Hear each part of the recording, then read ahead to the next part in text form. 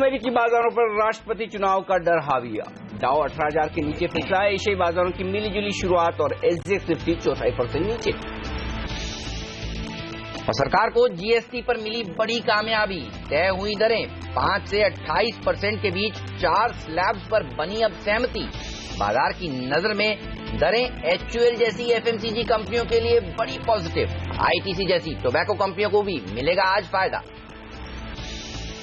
जरूरी सामानों पर लगेगा 5% का टैक्स। टैक्स घटने से सस्ते हो सकते हैं टीवी, फ्रिज और दूसरे प्रोडक्ट। लग्जरी कार और तंबाकू उत्पादों पर लगेगा सेस। विनिवेश लक्ष्य हासिल करने के लिए सरकार का मेगा प्लान। एलएनटी में आज 3% हिस्सा बेचेगी सरकार। सूटी के जरिए करीब 4,000 करोड़ शेयरों की बिक्री। टाइटन यूनाइटेड ब्रूअरीज के नतीजे आज। टाइटन का मुनाफा 30% बढ़ने का अनुमान।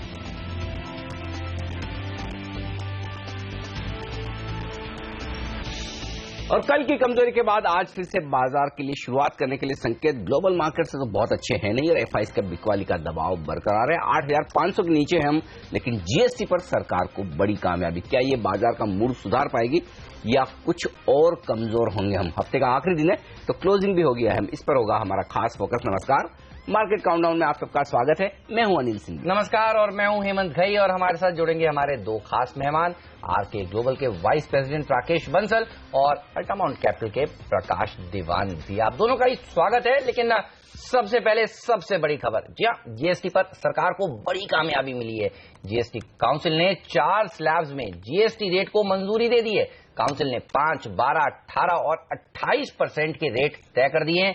एक स्टैंडर्ड रेट की जगह अब 2 स्टैंडर्ड रेट हैं, और वो है 12 और 18% के, ताकि कुछ चीजों को बहुत ज्यादा महंगा या सस्ता होने से रोका जा सके।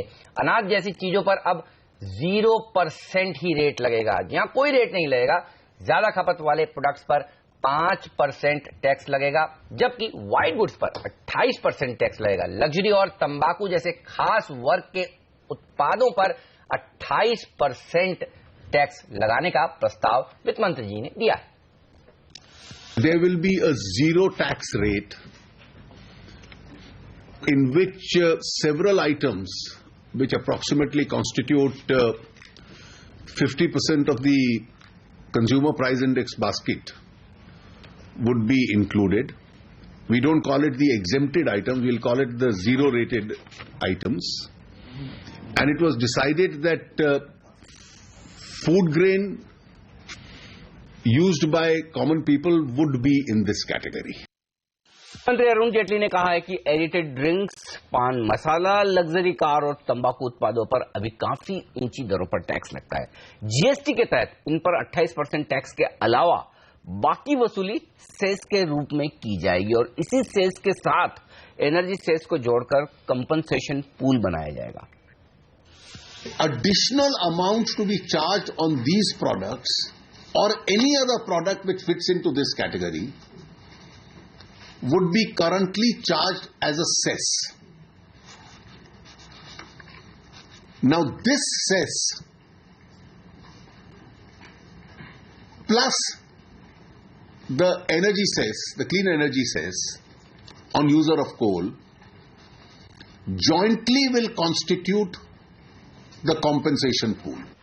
हालांकि जानकार जीएसटी दरों से खुश नहीं है। डेलॉयट के सीनियर डायरेक्टर एमएस मणि का कहना है कि इन दरों को देखकर ऐसा नहीं लगता कि हम एक देश में और एक टैक्स लागू हो रहा है। जीएसटी में भी हम मल्टी टैक्स सिचुएशन की उम्मीद कर रहे हैं। तो जो इनिशियल प्रॉमिस था कि जीएसटी में काफी सिंप्लिसिटी आएगी, कुछ हद तक मेरे हिसाब से वो एक्सपेक्टेशन अभी बिलाई हो रही है। तो ये एक चैलेंज जो है इंडस्ट्री को ग्रैपल करने की जरूरत है, और अभी से समझने की जरूरत है कि जीएसटी में हम 1 टैक्स सिचुएशन में नहीं रहने वाले हैं, और जीएसटी में हम मल्टीपल टैक्स सिचुएशन में रहने वाले हैं। सेस की लगाने की मतलब विधि भी गलत है और उसकी वजह भी गलत है। सेस से जो है वो मसला काफी जो है वो गंभीर हो जाएगा, और उसमें जो दिक्कत है वो ये है कि फिर वो एक बहुत कॉम्प्लिकेटेड चीज हो जाएगी। दूसरी चीज जो है वो ये कि जो ये 5% का दर है उसके भी अगर क्लैरिटी आ जाती कि कौन से पदार्थ हैं जिन पे 5% लगेगा तो बहुत बेहतर होता, और उसकी लिस्ट जितनी जल्दी से जल्दी बाहर आए वो अच्छा है, क्योंकि इसमें ये जो कैटेगराइजेशन वगैरह की जो आगे चल के कंफ्यूजन होगा वो नहीं होना चाहिए। जीएसटी के रेट पर मुख्य आर्थिक सलाहकार अरविंद सुब्रमण्यन का कहना है कि जो रेट तय हुए हैं उससे महंगाई कम करने में मदद मिलेगी। जीएसटी का अगर टैक्स रेट सही नहीं रखा जाता तो महंगाई बढ़ने की आशंका है। अब जो स्ट्रक्चर आप लोगों ने डिसाइड किया है उससे आप कितना इम्पैक्ट देखते हैं कंज्यूमर के लिहाज से, आम आदमी के लिहाज से? जो प्रपोजल सेंटर ने किया था 10-12 दिन पहले, उस पर इन्फ्लेशन इम्पैक्ट मेजर किया था, उस पर काफ़ी मतलब इन्फ्लेशन इम्पैक्ट बहुत कम थी, in fact virtually nothing, specially for the poor sections of society. आज थोड़ा वेरिएशन हुआ है उस प्रपोजल से, एंड बिकॉज ऑफ दैट महंगाई कम होगी, बढ़ेगी नहीं मेरे ख्याल से। सर, जो 4 कैटेगरीज हैं जिसपे आपने सेस लगाने का फैसला लिया है, क्या ये माना जाए चाहे वो लग्जरी गाड़ियां हो या फिर टोबैको प्रोडक्ट्स हो, ये महंगे हो जाएंगे और ज्यादा अभी के मुकाबले? नहीं, बिकॉज आई थिंक जो आइडिया थी आज, जो मास आइटम्स के कंजम्पशन जो 6% प्रपोज किया था वो 5 पे आएंगे, और जो 26 पे प्रपोजल किया था उसको 28% it will be taken up.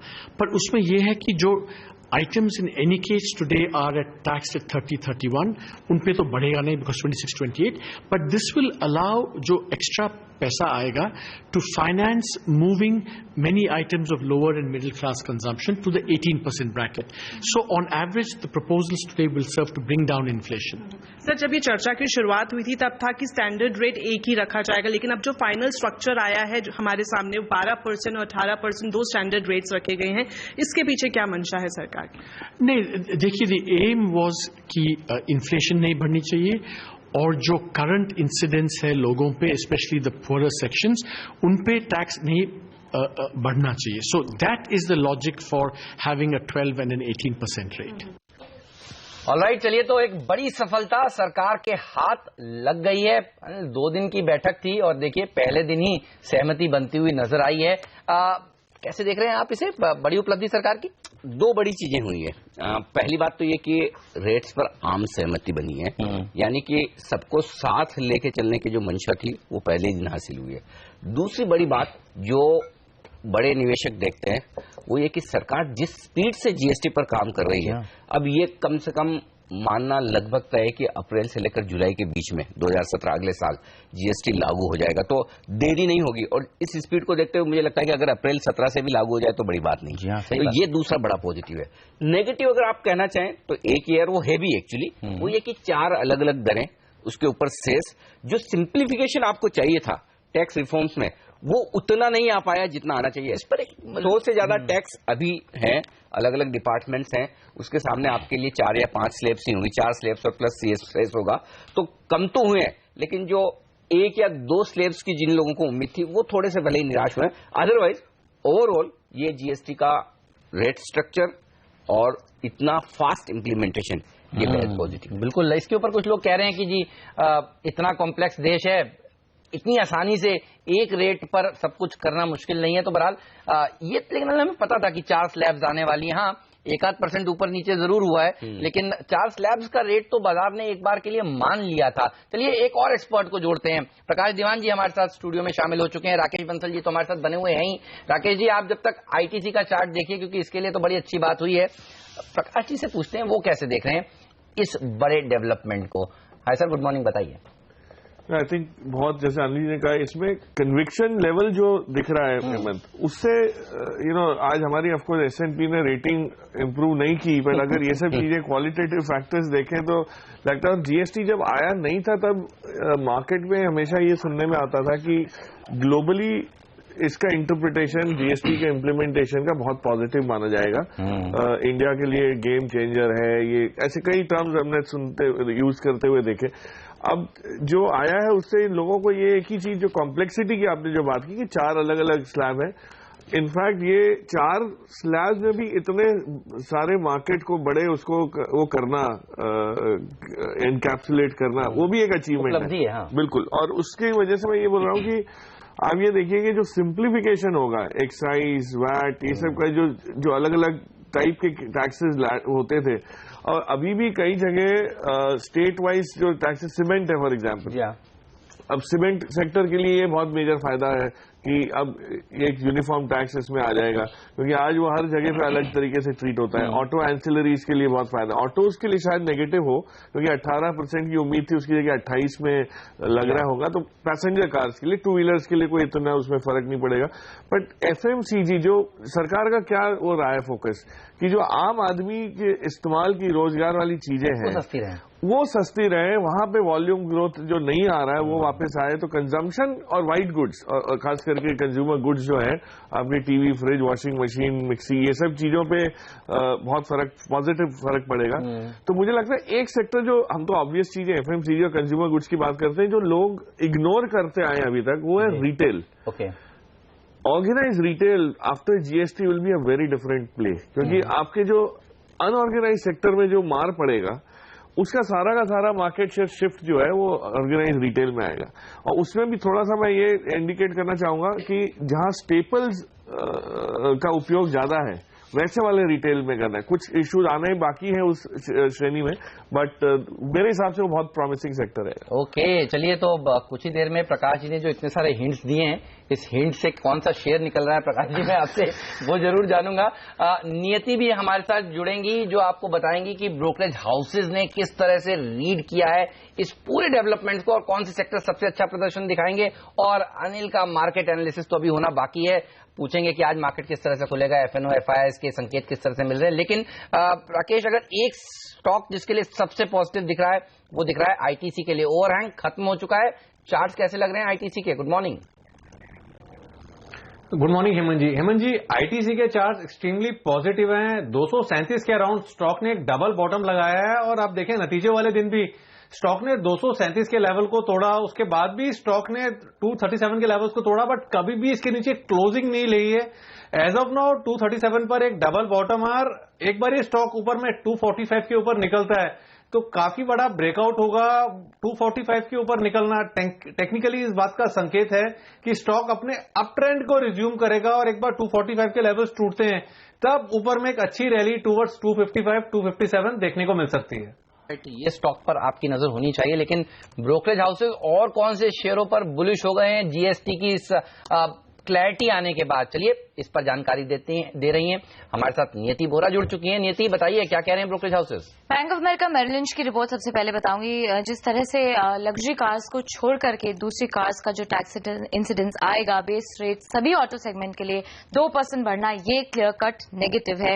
हालांकि बड़े सिडान्स और लग्जरी कारों पे क्या है उस पर अभी क्लैरिटी नहीं है। कंज्यूमर कंपनीज के लिए एक बेनिफिशियरी हो सकता है, क्योंकि कुछ वाइट गुड्स और स्टेपल्स के जो स्टॉक्स है उनका जो रेट है वो 20% से घट के 18% हो सकता है। कुछ एक सर्विसेज महंगी हो सकती है, specially luxury cars, luxury services जो हैं, जैसे कि हाई एंड होटल्स हैं, एंटरटेनमेंट है, मूवी टिकट्स हैं, ये 28% के ब्रैकेट में आ सकते हैं। ये सर्विसेज महंगी हो सकती है। सीमेंट के लिए ओवरऑल अभी 31 के आसपास है। अगर जीएसटी सीमेंट पे 28% लगता है तो सेविंग्स बहुत ज्यादा नहीं होंगी जिस तरह से पहले इमेजिन किया जा रहा था। आईटीसी एक क्लियर कट्स आउट परफॉर्मर रहेगा आज के एक सत्र में, क्योंकि ज्यादातर ब्रोकरेजेस इसी स्टॉक पे बुलिश है। आईटीसी के लिए जिस तरह से सब कयास लगा रहे थे कि टैक्स स्ट्रक्चर बढ़ेगा, वो नहीं बढ़ा है। जो टैक्स इंसिडेंस आएगा वो 7% के आसपास वैसा का वैसा ही है। वेरी पॉजिटिव है। और एचयूएल, कोलगेट और जीएसके कंज्यूमर, ये एक और 3 स्टॉक्स हैं जिनमें से कोलगेट एक ऐसा स्टॉक है जो बहुत सारी ब्रोकरेजेस के आज रिपोर्ट में पॉजिटिवली इंपैक्ट करता हुआ दिखेगा।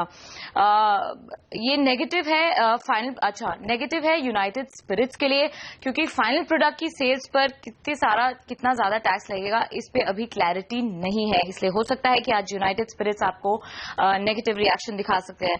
मैक्वारी का मानना है कि एसयूवी और सिडान का जिस तरह से प्राइसिंग होगी वो क्या होगा अभी अनक्लियर है, लेकिन 28% का जो टैक्स रेट अगर लगेगा जो दूसरी गाड़ियां, जो कि नेगेटिव हो सकता है मारुति जैसी कंपनियों के लिए, वो एकदम न्यूट्रल होगा। क्यों? क्योंकि 2% का जो हायर टैक्स है वो सीधे सीधे कंज्यूमर्स के ऊपर पास कर दिया जाएगा। क्रेडिट स्विस मेंटेन कर रहा है आउट परफॉर्म की रेटिंग आईटीसी के ऊपर, और टारगेट प्राइस इन्होंने बढ़ा दिया है। 290 का था, अब इसे बढ़ा करके 300 का करते हैं।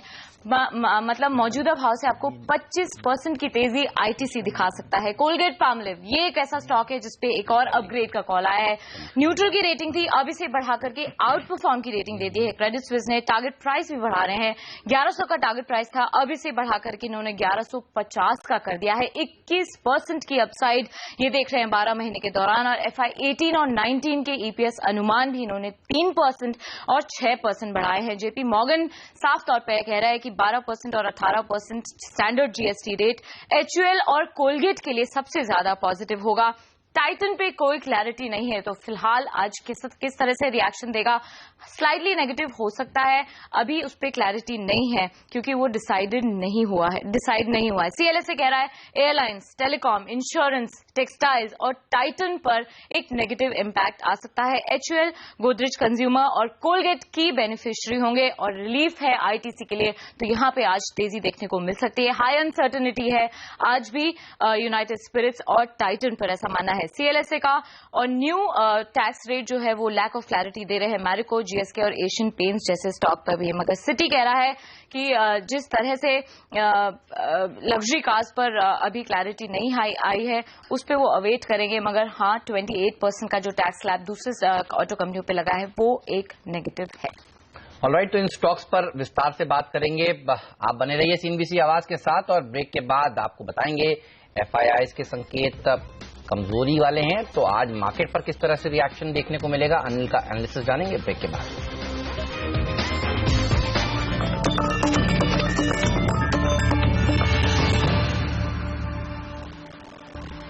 स्वागत है आप सभी का CNBC आवाज पर। आप देख रहे हैं मार्केट काउंटडाउन। राकेश बंसल, प्रकाश दीवान तो हमारे साथ हैं, अनिल सिंह जी भी हमारे साथ जुड़े हुए हैं और उनसे पूछते हैं कि आज मार्केट को वो किस तरह से देख रहे हैं। हफ्ते का आखिरी ट्रेडिंग सेशन है और ग्लोबल संकेत तो वैसे ही हैं जैसे पिछले 6-8 दिनों से हैं। ये बताइए तो फिर मार्केट को आज कैसे ट्रेड किया जाए? कल तो बड़ा कॉन्फिडेंस था हेमंत सुबह की SGX निफ्टी 45 नीचे था, फिर भी हमने कहा कि ऊपर खुलेगा, लेकिन आज वो कॉन्फिडेंस नहीं है। हो सकता है आज भी खुले ऊपर क्योंकि अब एशिया निचले स्तर से रिकवर करता हुआ दिख रहा है। तो पहली बात तो ये कि भारतीय बाजारों के खुलने के वक्त तक एशियाई बाजारों पर नजर रखें, पहला पॉइंट। दूसरा पॉइंट, ओपनिंग से ज्यादा क्लोजिंग अहम है। कल हमने 8,500 के नीचे क्लोजिंग जरूर दी, लेकिन आज हफ्ते का आखिरी दिन है, वीकली क्लोजिंग है। अगर 8,500 के लेवल को क्लोजिंग बेसिस पर होल्ड कर पाए तो हम उतने बुरे नहीं है। तो ये दूसरी चीज है जिस पर ध्यान रखें। तीसरी बात, निफ्टी पर अब अगला अहम सपोर्ट 8,400 पर आ रहा है, जो हम आगे आपको डेटा में विस्तार से बताएंगे। अब ग्लोबल मार्केट्स कमजोर हैं, FIs की बिकवाली का दबाव तो है ही, लेकिन GST थोड़ा एक पॉजिटिव सेंटीमेंट वाला मामला जरूर बनता है। अब दो तरीके से ट्रेड किया जा सकता है निफ्टी को। पहला तो तरीका यह कि 8,550 के ऊपर निफ्टी निकले तो फिर आप अपनी शॉर्ट पोजीशन को एक बार की काट लें और फ्रेश तेजी करना चाहें तो कल वाला ही लेवल है कि 8,600 को पार निकलने दें, उसके बाद नई तेजी के बारे में सोचें। तब तक ये सेल ऑन राइज वाला मामला है। लेकिन हाँ, 8,550 मंदी करने वाले ट्रेडर्स के लिए स्ट्रिक्ट स्टॉप लॉस है और वो स्टॉप लॉस लगाकर अगर आप मंदी करते हैं तो 8,450 और 8,402 नीचे के लक्ष्य बनते हैं। दूसरा तरीका ये कि अगर SGX निफ्टी की तर्ज पर तेजी से नीचे खुल जाए, 8,450 या इसके नीचे आ जाए, जितना 8,400 के नजदीक खरीदेंगे उतना सेफ रहेंगे 8,450, 8,475 के लक्ष्य के लिए। बैंक निफ्टी बेहद अहम और इंटरेस्टिंग लेवल पर है। 19,000, 19,100 बैंक निफ्टी पर बड़ा स्ट्रॉन्ग सपोर्ट है। लगभग उसी लेवल के आसपास बैंक निफ्टी ट्रेड करता हुआ दिख रहा है। तो ऐसे में बैंक निफ्टी में 19,350 के आसपास के स्टॉप लॉस से शॉर्ट पोजीशन बनाई जा सकती है। 19,000, 18,900 का एक बड़ा सपोर्ट है, वहां तक बैंक निफ्टी जाने की कोशिश कर सकता है, तो वहां एक शॉर्ट पोजीशन बन सकती है। या फिर 18,900 के स्टॉप लॉस से एक खरीदारी भी आप कर सकते हैं। FMCG सबसे ज्यादा पॉजिटिव सेक्टर नजर आ रहा है जो बाजार को ऊपर ले जाने में मदद कर सकता है, जिसमें सिगरेट्स भी शामिल है, ऑटो, सीमेंट, लीकर, ये 3 सेक्टर ऐसे हैं जो GST की वजह से नेगेटिव नजर आ रहे हैं। ऑलराइट, चलिए तो इन सेक्टर्स के ऊपर रखिएगा नजर। लेंगे ब्रेक के बाद FIIs के संकेत, FNO के संकेत, इस पर भी बात करेंगे और GST पर सेक्टर स्पेसिफिक बात करेंगे अपने एक्सपर्ट से। कौन से स्टॉक्स हैं जहां पर अच्छी तेजी देखने को मिलेगी और कौन से शेयरों में हो सकती है आज गिरावट। इसके अलावा आपको ये भी बताएंगे कौन से वो 5 स्टॉक्स हैं जो खबरों के दम पर आज एक्शन में रहने वाले हैं।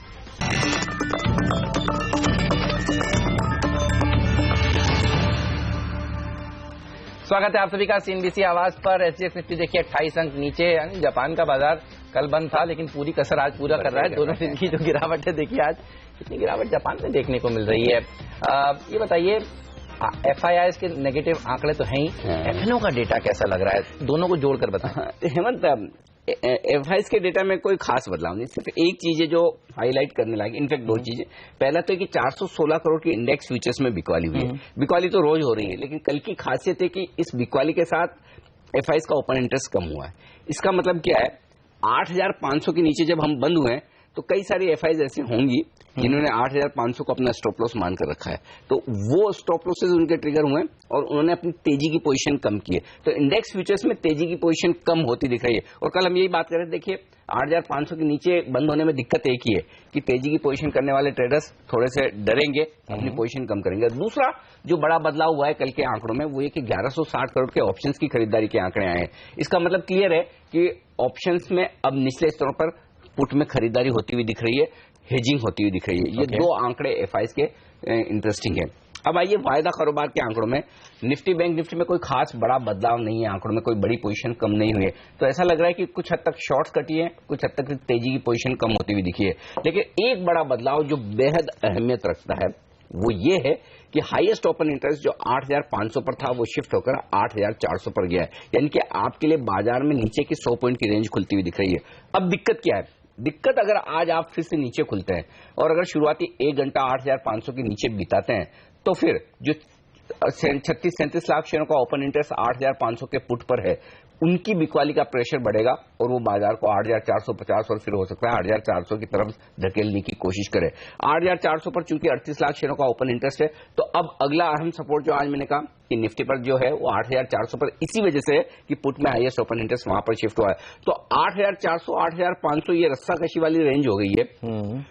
अब आज के लिए जरूरी ये होगा, हफ्ते का आखिरी दिन है, 8,500 के ऊपर बाजार बंद हो। अगर आज आप 8,500 के ऊपर बंद हो जाते हैं तो उतने बुरे नहीं है, फिर भी राहत की बात है। लेकिन अगर वीकली क्लोजिंग 8,500 के नीचे मिलती है तो फिर आपको अगले हफ्ते के लिए संकेत खराब होंगे, नीचे की रिस्क खुलती हुई नजर आएगी और वो बड़ी डर की बात है। और दूसरी बात, बैंक निफ्टी पर 19,000 के ऊपर की क्लोजिंग आपको चाहिए। 19,300 के ऊपर मिले वीकली क्लोजिंग तो नथिंग लाइक इट, लेकिन 19,000 के नीचे की क्लोजिंग ना हो, बस ये जरूरी है इस वक्त बैंक निफ्टी पर। चलिए तो 8,000 प्रे करें बुल्स की 8,500 के ऊपर निफ्टी जाकर आज क्लोज दे दे, वरना थोड़ी दिक्कत की बात हो सकती है। लेंगे ब्रेक और ब्रेक के बाद GST से जुड़े हुए तमाम शेयरों पर चर्चा करेंगे प्रकाश दीवान और राकेश बंसल।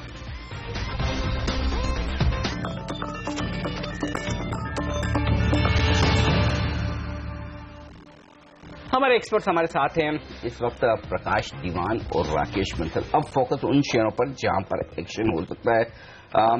पहले तो लिकर स्टॉक्स, जहां पर ये जो GST के मामले में प्रकाश कहा यह जा रहा है कि हाईएस्ट टैक्स स्लैब तो लग जाएगी, चलिए 28% जी, लेकिन ऊपर का जो टैक्स न्यूट्रल करना है जो अभी लग रहा है उसमें आपको सेस लगाया जाएगा।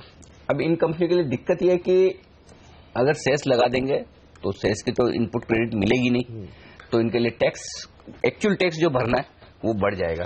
क्या लगता है यूनाइटेड स्पिरिट्स, यूनाइटेड ब्रूवरीज, इन कंपनियों के लिए ये खराब खबर है, नेगेटिव है? क्या क्या क्या कैसे देखते हैं? देखिए ये खबर खराब है। जो छोटे प्लेयर्स IMFL में प्रेजेंट हैं, उसका रीजन मैं बताता हूँ। वो हाई एंड ब्रांड्स ऐसे भी नहीं बेच पाते। मैं नाम ले रहा हूँ, जो इस कंपनी का रैडिको हो गया, तिलक नगर हो गया, ये इनके थोड़े थोड़े पोर्टफोलियो में कुछ रिस्की ब्रांड्स हैं, IMFL ब्रांड्स हैं, लेकिन प्राइसिंग पावर नहीं है। इस सारे इसमें होगा ये कि उन लोग के लिए मार्जिन इरोजन थोड़ा सा रहेगा, क्योंकि ये अपना भाव बढ़ा के सोचें कि हम और बेच सकेंगे, तो वो नहीं पॉसिबल है। और दूसरा कॉम्प्लेक्सिटी इसमें आती है कि सेस के आने के जो एड ऑन सेस है उसकी वजह से स्टेट लेवीज वापस पिक्चर में आ जाती हैं, तो हर स्टेट में एक अलग माहौल बने रहेगा। और यूनाइटेड स्पिरिट्स, इनफैक्ट मेरा कॉन्ट्रा व्यू ये है अनिल जी की, it is the only company that might be able to increase prices. अगर उसको कंज्यूमर को देना है तो आज ब्रांड रिकॉल की वजह से जो आदमी वो उनकी जो ब्रांड पी रहा है वो पी रहा है, वो उसको कोई रोक नहीं पाएगा। अब मैकडॉवेल नंबर 1 का जो नंबर हाईएस्ट सेलिंग जो ब्रांड माना जाता है, उसको कहा मतलब कोई उसमें अगर 12 रुपए बढ़ जाते हैं, अगर सेस का ये जो इम्पैक्ट जो बता रहे हैं इसकी वजह से आएगा 12 से 14 रुपए पर 750 ml बॉटल बढ़ना, तो उससे कोई बंद करेगा लेना, अगर कोई ब्रांड शिफ्ट होगी? I don't think so. In fact United Spirits will probably gain out of this entire complication. जो छोटी कंपनीज हैं उन पे थोड़ा सा वजन ज्यादा पड़ेगा, उसकी वजह से उन लोग के, क्योंकि उनके एड स्पेंड, ये प्राइसिंग पावर इतना होता नहीं है कि वो इसको अब्सॉर्ब कर सके। यूनाइटेड स्पिरिट्स के लिए उल्टा ये जिसको कहते हैं on course, par for the course की, मतलब नॉर्मल चीज है ये। तो अब आप कह रहे हैं इतने कॉन्फिडेंस है कि थोड़ा दाम बढ़ जाए तो लोग बंद नहीं, ब्रांड स्ट्रेंथ की वजह से बता रहा हूँ। चैनल चेक करके ही कह रहे होंगे प्रकाश जी। आज भी ब्रोकरेज हाउस यही कह रहे हैं अगर दाम बढ़ा लेंगे तो सही है, नहीं बढ़ा पाए तो मार्जिन इरोड होंगे। तो मोटा मोटी बात यही समझ में आ रही है इस पूरे सेक्टर के लिए। यस, तो छोटी कंपनी जो मार्जिन नहीं, जो दाम नहीं बढ़ा पाए उनको ये मार पड़ सकता है, तो उसका मार्केट शेयर जो है स्पिल ओवर यूनाइटेड स्पिरिट्स को। ठीक बात है, लेकिन आप देखिए कुछ कंपनियों के लिए बड़ा पॉजिटिव है। मिसाल के तौर पर कोलगेट, बड़े ब्रोकरेज हाउसेस तो ये कह रहे हैं कि कोलगेट अब तक जो टैक्स दे रहा था उससे हो सकता है उसको और आगे चलकर जीएसटी आने के बाद टैक्स कम देना पड़े। अब तक 25 से 27% तक का टैक्स भरना पड़ता है इनको और जीएसटी के बाद लगेगा 18% का। तो कई ब्रोकरेज हाउसेज ने तो इसको अपग्रेड कर दिया है, टारगेट बढ़ा दिया है। राकेश, चार्ट पर देखकर बताइए, कोलगेट और साथ ही एशियन पेंट भी, एशियन पेंट का भी जो ईपीएस अनुमान है वो Bank of America Merrill Lynch ने बढ़ा दिया है जीएसटी की सूचना आने के बाद। दोनों चार्ट देखकर बताइए कैसे लगते हैं आपको। हेमंत जी, कोलगेट का चार्ट तो काफी पॉजिटिव है। इनफैक्ट मैं खुद हैरान था कि ये स्टॉक में क्या स्टोरी बनेगी। टेक्निकली इसमें 1100 के लेवल्स मुमकिन लगते हैं और सबसे पॉजिटिव चीज ये है कि नीचे में स्टॉक ने 930, 935 के अराउंड एक अच्छा बेस बनाया है और एक बार ये स्टॉक ऊपर में 983 के लेवल्स को डिसाइसिवली तोड़ के क्लोजिंग लेता है तो बड़े चार्ट पर बड़ा ब्रेकआउट होगा। 983 के ऊपर डिसाइसिवली निकलने के बाद इस स्टॉक के अंदर 1080, 1100 के स्तर देखने को मिल सकते हैं। दूसरी तरफ हेमंत जी, एशियन पेंट्स की बात करें तो टेक्निकल स्ट्रक्चर इसका अच्छा नहीं है। स्टॉक एक करेक्शन में चल रहा है और करेक्शन के अंदर स्टॉक ने पहले 1100 का एक मेजर सपोर्ट तोड़ा। अभी सिर्फ पॉजिटिव चीज ये है कि कल की क्लोजिंग 1037 की है और नीचे में 1030 एक इमीडिएट सपोर्ट है। टेक्निकली अभी कोई पॉजिटिव क्रॉसओवर और मोमेंटम इंडिकेटर्स देखने को नहीं मिला है। एक बड़ा फॉल 1200 से लगभग 1035 तक के स्तरों का देखने को मिला है। 1030 एक इमीडिएट सपोर्ट है नीचे में। ओके, ये राय है आपके लिए कोलगेट और एशियन पेंट्स पर।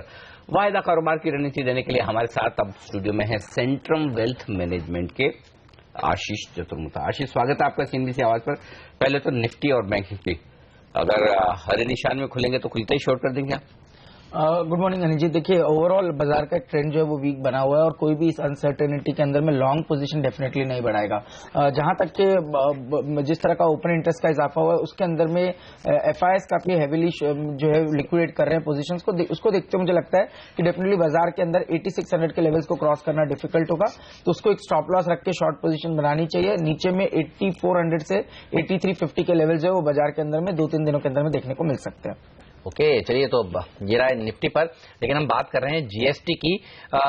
देखिए, वित्त मंत्री जी ने कल एक बयान दिया और वो ये था कि जो इस समय कंपनियां टैक्स पे कर रही हैं उतना ही इनको टैक्स पे करना पड़ेगा, उससे ज्यादा नहीं करना पड़ेगा। ये बड़ी राहत की बात उन्होंने कल देर शाम कही है। लेकिन एक सेक्टर जिसके लिए नेगेटिव हो रहा है वो ये है कि ऑटो कंपनियां ये किस तरह से रिएक्ट करेंगी प्रकाश, क्योंकि इस समय अगर आप देखें तो करीब करीब 28% के आसपास का जीएसटी रेट होगा इनके लिए, क्योंकि ये हायर कैटेगरी में आती हैं।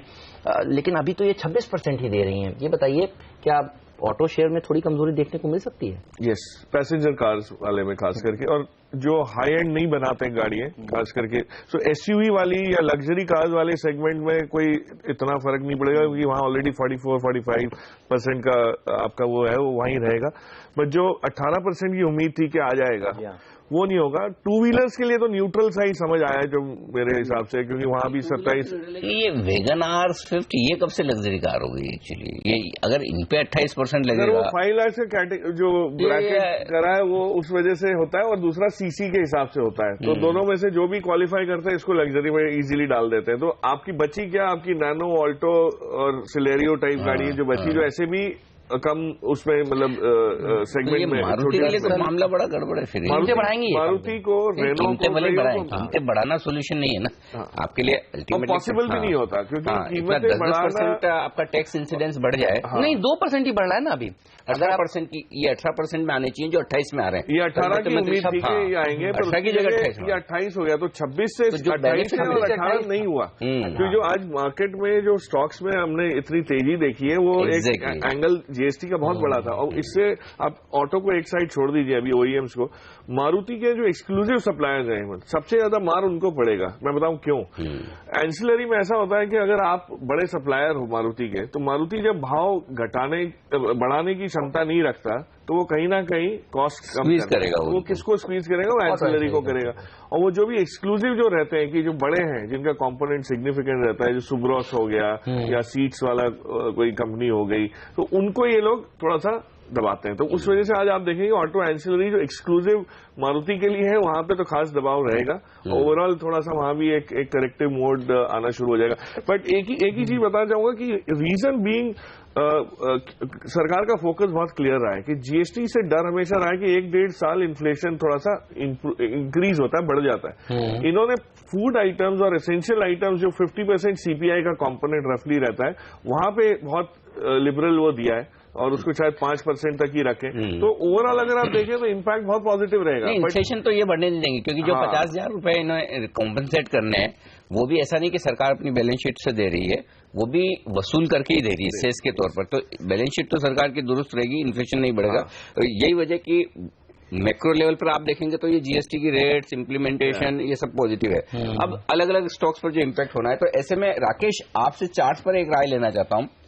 मारुति, टाटा मोटर्स और महिंद्रा, ये 3 स्टॉक अगर शॉर्ट साइड पर ट्रेड करने हो तो प्रायोरिटी क्या होगी? पहले कौन सा, बाद में कौन सा, बाद में कौन सा? क्योंकि मोटा मोटी देखिए मारुति के लिए छोटी कारों पर अगर 28% वाली कैटेगरी आती है, जो कल वित्त मंत्री जी ने कहा है कि लग्जरी कारों पर 28 से ऊपर की होगी सेस के साथ, और बाकी कारों पर 28%, तो वो एक मामला नेगेटिव। तो मारुति के लिए बड़ा नेगेटिव है। महिंद्रा, टाटा मोटर्स दूसरे 2 स्टॉक, तो कैसे शॉर्ट करें, किस क्रम में करें? देखिए अनिल जी, सबसे जो टॉप सेल्स खराब टेक्निकल स्ट्रक्चर है वो है टाटा मोटर्स का, जहां पे रुझान clearly lower tops lower bottoms का दिख रहा है। ऊपर में स्टॉक में 530, 535 एक मेजर रेजिस्टेंस है, और स्टॉक में देखें टेक्निकली ये स्टॉक 500 का आंकड़ा तोड़ने का पोटेंशियल रखता है। शॉर्ट टर्म में 488, 490 तक गिरने का पोटेंशियल रखता है। मारुति का टेक्निकल स्ट्रक्चर पॉजिटिव है, बट ऊपर से स्टॉक में एक नेगेटिव क्रॉसओवर देखने को मिला है। अगर ये स्टॉक नीचे में, कल की क्लोजिंग 5805 की है, अगर ये स्टॉक शॉर्ट टर्म में 5770 के लेवल्स को तोड़ता है, तब इस स्टॉक के अंदर एक शॉर्ट टर्म करेक्शन टुवर्ड्स 5686 देखने को मिल सकती है। और महिंद्रा की बात करें तो अनिल जी, महिंद्रा ने डे बिफोर यस्टरडे एक अच्छा पुल बैक दिखाया था स्टॉक ने, और टेक्निकली इसका भी स्ट्रक्चर वीक है, और ये स्टॉक को मौजूदा स्तरों पर भी बेचा जा सकता है। इस स्टॉक में ऊपर की तरफ देखें तो 1375, 1377 एक रेजिस्टेंस है। टेक्निकली इसका भी स्ट्रक्चर खराब है। क्रम की बात करें तो पहले Tata motor, followed by Mahindra and then Maruti. All right, चलिए तो टाटा मोटर सबसे ज्यादा, क्योंकि टाटा का विवाद भी देखिए चल ही रहा है, फिर महिंद्रा और फिर मारुति। बड़ा इंटरेस्टिंग है। मारुति के चेयरमैन भार्गव साहब तो बहुत खुले दिल से स्वागत कर रहे थे कल इसका, कह रहे थे कोई घबराने की बात नहीं है। लेकिन ये बात सही है कि दिक्कत तो होने वाली है मारुति को भी, क्योंकि जैसा कि आप कह रहे हैं 18 से 20% की उम्मीद हो और 28% आ जाए, 26% अगर देना हो तो दिक्कत की बात है। मुझे लगता है देखिए ये भी क्या है, अहमद, ये प्रपोज रेट्स हैं, मतलब जो अंदाजा लगाया जा रहा है, फाइनल रेट्स तो सेक्रेटरीज तय करेंगे, ठीक है ना। तो अल्टीमेटली अभी किस प्रोडक्ट पर क्या रेट लगेगी ये सूची बताना भी बहुत जरूरी है।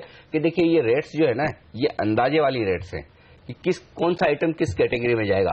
फाइनली कौन सा आइटम किस कैटेगरी में जाएगा ये सेक्रेटरीज मिलकर तय करेंगे, और तब आपको एग्जैक्टली पता जाए। तो स्टॉक पर जो एग्जैक्ट एक्शन होना है, रिएक्शन होना है, वो तो तब होगा जब किस प्रोडक्ट पर क्या रेट लग रही है। अभी जो कल बात हुई है उससे अंदाजे लगाए जाने की क्या हो सकता है, तो उससे अंदाजा ये लग रहा है कि छोटी कारों पर 28% टैक्स हो सकता है, जो 18% की उम्मीद थी। तो ये एक नेगेटिव, अदरवाइज हो सकता है जब रेट फाइनल हो तो उनको समझ में आया कि नहीं भाई छोटी कारों पर 28% लगाना ठीक नहीं है, 18 की कैटेगरी में रखें, वो भी हो सकता है। जी हाँ, चलिए तो नजर रहेगी। और टू व्हीलर पे अगर अनिल क्लैरिटी आ जाए, क्योंकि कुछ रिपोर्ट्स में देख रहा हूँ वो कह रहे हैं कि हीरो मोटो पर भी शायद आज नेगेटिव प्रभाव पड़ सकता है, क्योंकि उसके ऊपर भी कहीं 28% ना लगे। तो क्लैरिटी अभी आना जरूरी है। लेंगे इस छोटा सा ब्रेक के बाद भी और सेक्टर्स हैं जहां पर इंपैक्ट आज देखने को मिलेगा। जी हाँ, कंज्यूमर ड्यूरेबल कंपनियां किस तरह से रिएक्ट करेंगी, इस पर भी बात होगी ब्रेक के बाद। और L&T, जी हाँ, चर्चा है कि यहां पर आज सूट की हिस्सेदारी सरकार बेच सकती है L&T में, तो एक्सिस बैंक में भी क्या गिरावट देखने को मिलेगी, बात करेंगे ब्रेक के बाद।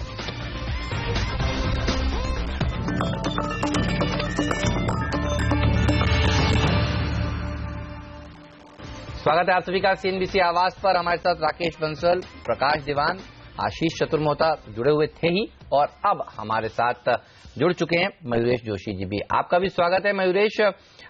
GST के ऊपर जिस तरह से कल कुछ क्लैरिटी आई है, कुछ आना बाकी है, आप किस तरह से रीड कर रहे हैं इसे कंज्यूमर ड्यूरेबल कंपनियों के लिए, क्योंकि चर्चा यही है कि कंज्यूमर ड्यूरेबल कंपनियों के लिए काफी फायदे की बात है और दाम भी घट सकते हैं कई प्रोडक्ट्स के। आपने कैसे देखा इसे?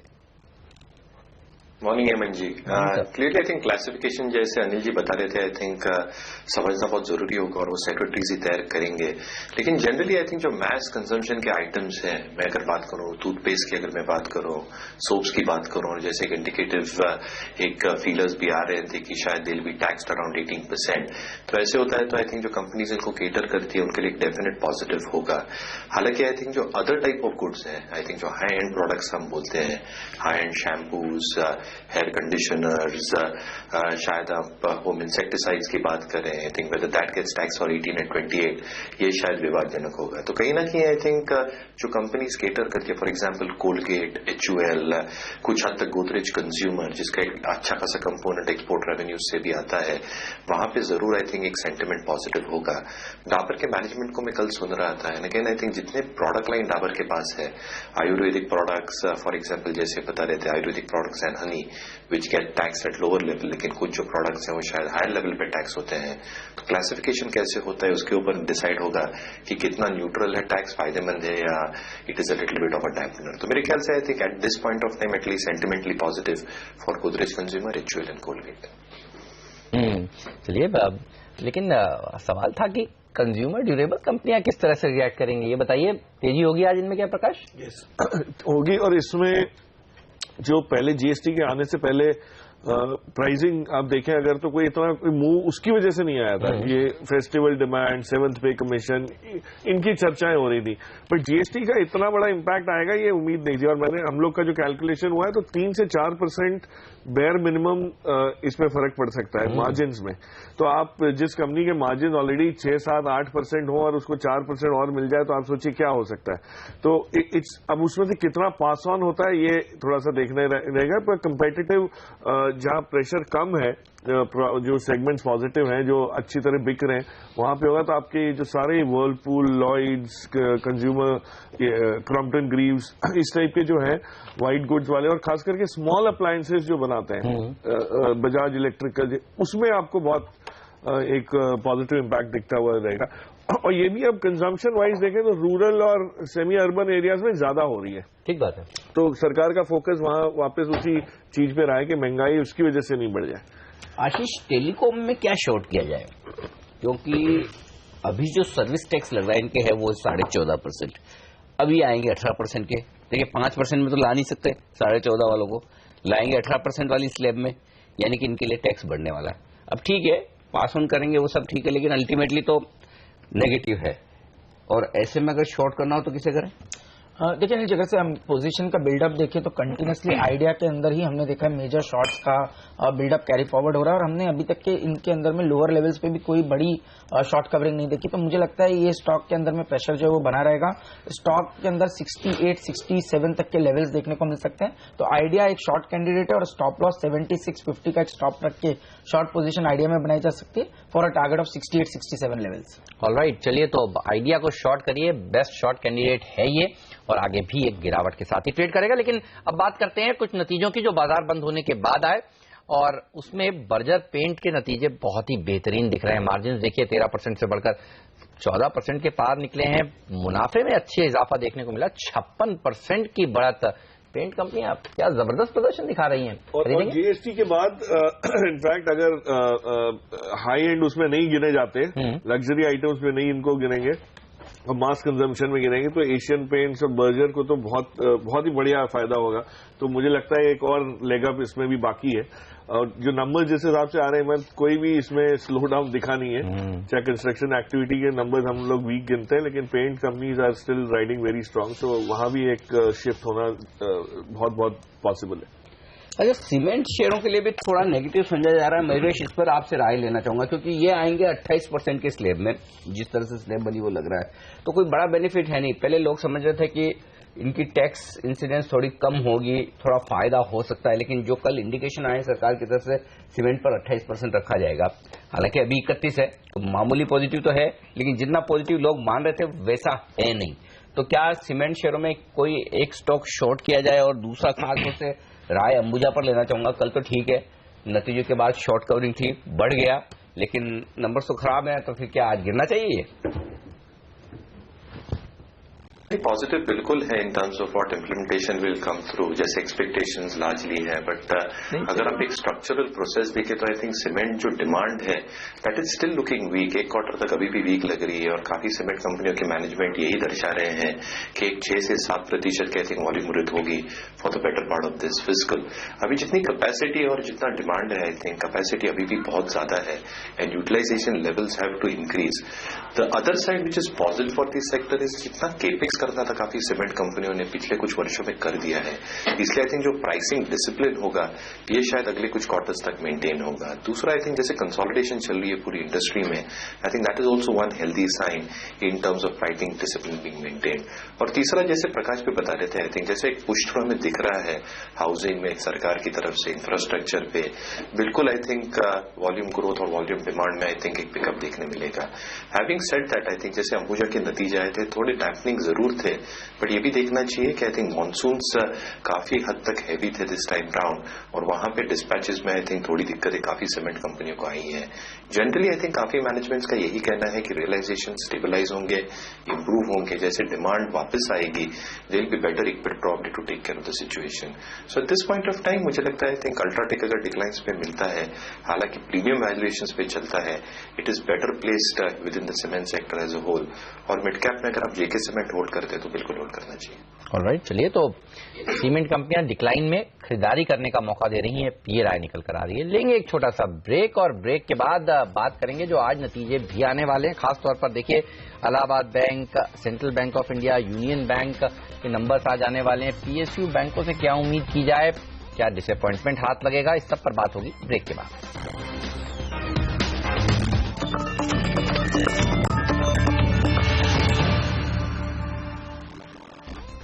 हमारे एक्सपर्ट हमारे साथ है राकेश बंसल, आशीष चतुर्मुथा और साथ ही प्रकाश दीवान भी। स्टॉक जहां एक्शन दिखने वाला है उनमें से एक है मल्टीप्लेक्सेस का। अब यहां पर प्रकाश थोड़ा कंफ्यूजन वाला मामला है।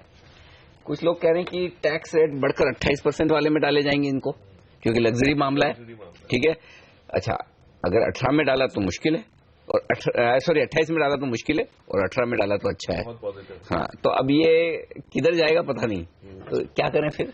तो इससे दोनों पीवीआर और आइनॉक्स से परे होके आप ऐसी कंपनी लीजिए जो दोनों से फायदा लेती है, वो है यूएफओ मूवीज।